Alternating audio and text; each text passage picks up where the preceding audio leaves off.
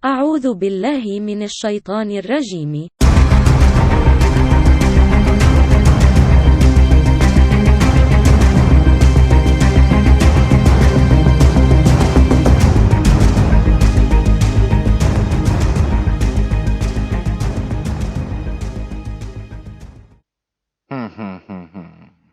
Taliban meraih kekuasaan setelah beberapa minggu mengalami kemenangan militer yang menakjubkan. Siapa nih guys di antara kalian yang anti-Taliban? Imarah Islamnya digulingkan dalam invasi pimpinan Amerika Serikat pada 2001 setelah serangan 11 September secara bertahap mendapatkan kembali kekuasaannya. Melakukan banyak serangan terhadap pasukan asing dan Afghanistan dalam 20 tahun terakhir. Jadi ini sejarah singkat Taliban guys. Awal mula banyak pemimpin Taliban sebelum pembentukan kelompok bersenjata pada awal 90-an bertempur bersama Mujahidin Afghanistan melawan pendudukan Soviet pada tahun 80-an. Mujahidin menerima senjata dan uang dari Amerika sebagai bagian dari kebijakan melawan musuh perang dinginnya. Jadi awalnya Amerika kongko-kongko lah ya. Temenan dia, Bu, sama Mujahidin, mendukung deh. Karena kita tahu Amerika dengan Uni Soviet pada saat itu perang dingin, guys. Jadi Amerika mencoba mengambil kesempatan dengan mendukung Mujahidin Taliban. Pada saat itu Soviet mendukung para pemimpin komunis yang telah melakukan kudeta berdarah terhadap presiden pertama negara itu, Muhammad Daud Khan. Nah, ini bukan Sahrul Khan. Sahrul Khan pemain film guys.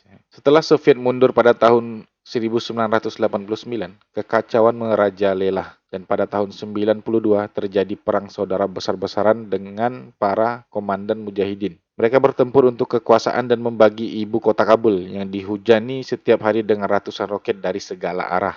Kelompok bersenjata Taliban muncul sebagai pemain penting pada awal 90-an. Oke, pada awal 90-an. Banyak anggotanya pernah belajar di sekolah agama di Afghanistan dan di seberang perbatasan di Pakistan. Mereka memperoleh keuntungan militer dengan cepat.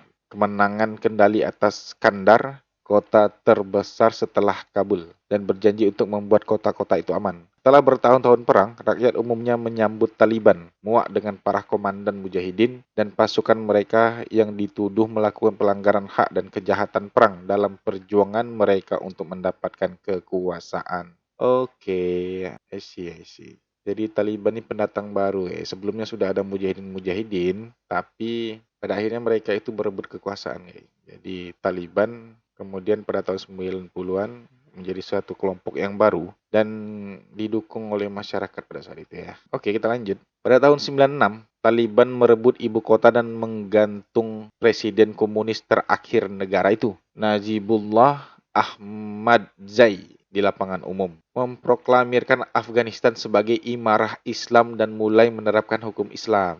Nah, ini dia guys. Jadi pada tahun 96 ya. Pada tahun 96 Taliban sudah berkuasa di Afghanistan dan sudah menerapkan hukum Islam. Mereka hanya diakui oleh 3 negara pada saat itu, Arab Saudi, Uni Emirat Arab, dan Pakistan.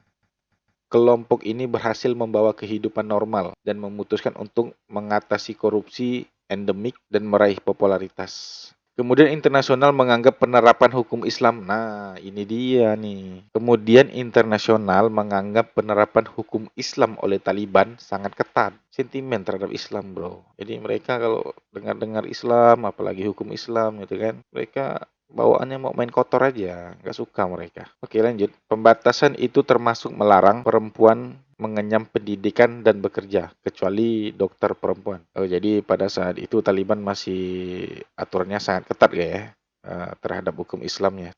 Sebenarnya itu memang hukum Islam sih ya, syariat sih ya. Wanita itu ya dipingit lah, jadi ratu lah di rumah gitu ya. Tapi oke, kita lihat lagi ya. Juga ada pembatasan terhadap kegiatan hiburan seperti musik dan televisi.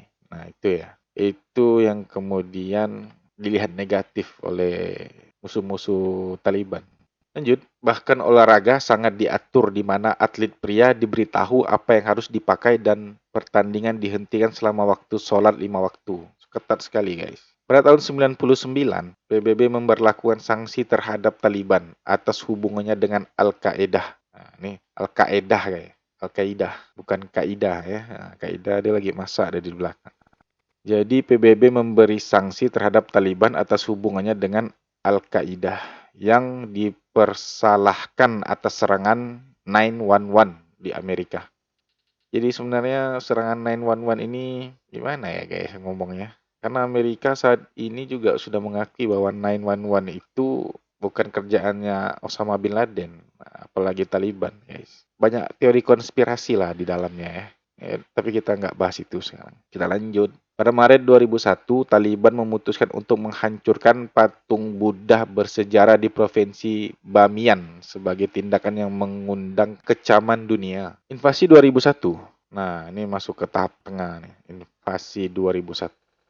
Amerika menginvasi Afghanistan pada 7 Oktober 2001. Nah, sekarang di fase tengah ini Amerika berbalik arah menginvasi Afghanistan, yaitu tentunya kelompok Taliban guys yang pada saat itu menguasai Afghanistan. Jadi pada awalnya Amerika mendukung menjadikan teman kelompok Taliban ini dan setelah tujuannya tercapai kemudian mereka berbalik sikap dengan menginvasi ya. Jadi licik deh ya. Ya begitulah. Lanjut, setelah Taliban menolak untuk menyerahkan pimpinan Al-Qaeda Osama bin Laden yang tersembunyi di Afghanistan setelah awalnya diundang kembali ke negara itu oleh mantan komandan Mujahidin Abdul Rabb Rasul Syaf. Nah, namanya Mujahidin Abdul Rabb Rasul Syaf. Kemudian Syekh bin Laden dianggap sebagai dalang di balik serangan paling mematikan di tanah Amerika. Oke.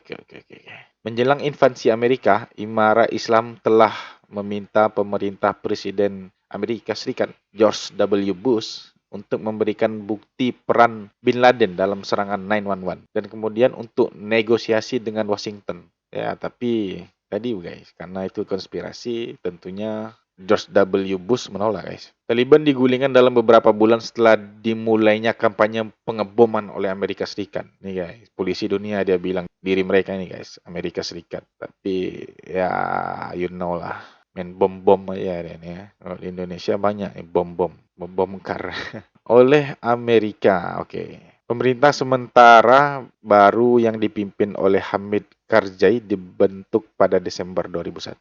3 tahun kemudian, sebuah konstitusi baru diumumkan, diambil dari konstitusi yang direformasi tahun 1960-an, di mana perempuan dan etnis minoritas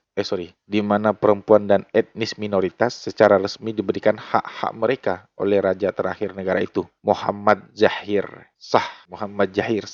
Bukan kayak ijab kabul ya, sah gitu kan. Tapi kalian nggak ijab kabul kalian ya. Nikah guys.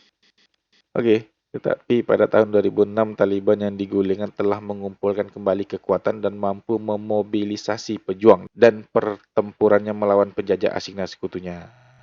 Kemudian fase ketiga guys. Konflik 20 tahun menghancurkan Afghanistan. Nah, jadi konfliknya ini sudah berlangsung selama 20 tahun. Dengan lebih dari 40.000 warga sipil tewas. Setidaknya 64.000 militer. 64.000 militer. Dan polisi Afghanistan. Dan lebih dari 3.500 tentara internasional juga tewas. Nah, ini banyak sekali jumlahnya guys. Kalau digabungkan ratusan ribu kayak ya. 40.000 tambah 64.000 tambah 3.500. 100.000 lebih. Amerika telah menghabiskan hampir 1 triliun dolar. 1 triliun dolar. Ya, hitung guys. Buka kalkulator guys. 1 triliun dolar. Error kalkulator ente guys. Ya, nggak pernah kalian lihat duit sebanyak itu ya. Untuk proyek perang dan rekonstruksi, tetapi negara itu masih tetap miskin dan infrastrukturnya compang-camping. Pada tahun 2011, pemerintahan Obama mengizinkan sekelompok pejabat Taliban untuk pindah ke Qatar. Nah, ini mereka buat kantor di Qatar guys. Karena bargaining possession dari kelompok Taliban itu guys. Jadi mau nggak mau Amerika harus mengupayakan negosiasi.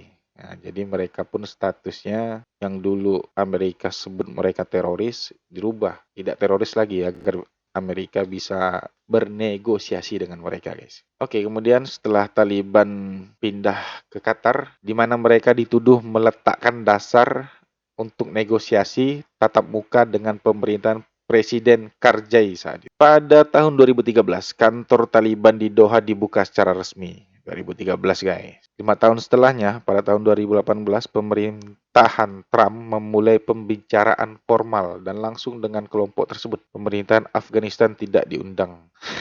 Pemerintahan Afghanistan, guys, itu pemerintahan boneka, guys, ya. Bonekanya Amerika itu. Makanya ketika Amerika angkat kaki dari Afghanistan, si presidennya siapa itu namanya? Siapa itu nama presidennya? Langsung kabur, kayak takut dia, kayak ya, karena dia juga nggak ada bargaining possession, kayak nggak kuat dia. Kepala kantor politik Taliban di Doha, Abdul Ghani, menandatangani perjanjian dengan Amerika pada 29 Februari 2020 yang membuka jalan bagi penarikan Amerika Serikat dan pasukan asing lainnya. Taliban berjanji untuk tidak menyerang pasukan asing pimpinan Amerika Serikat. Perjanjian tersebut juga meluncurkan pembicaraan damai antara Taliban dan para pemimpin Afghanistan di ibu kota Qatar. Tetapi Taliban melanjutkan serangan militernya di lapangan saat berpartisipasi dalam pembicaraan. Minggu lalu, mereka memasuki Istana Presiden, merebut kembali Afghanistan setelah 20 tahun mereka digulingkan dari kekuasaan. Nah, itu sejarah singkatnya Taliban, guys. 3 fase kayak ya. Ya udahlah, segitu aja lah dulu beritanya, guys. Oke, Assalamualaikum warahmatullahi wabarakatuh. Ciao.